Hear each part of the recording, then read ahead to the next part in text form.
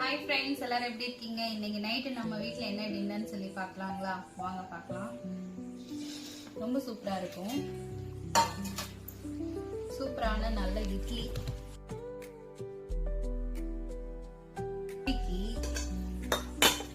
Super காம்பினேஷனான sambar recipe எடுத்திருக்கேன்.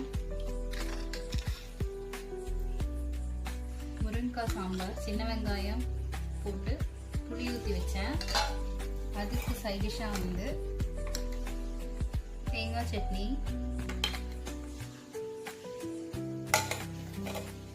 அப்புறம் இட்லி வந்து 3 பேருக்கு, அதனால சரி ஆளுக்கு ஒரு 2 தோசை எடுத்துக்கலாம்னு சொல்லி தோசை ஊற்றி வச்சிருக்கேன். இன்னைக்கு இதுதான் நம்ம வீட்டில் வந்து டின்னர்.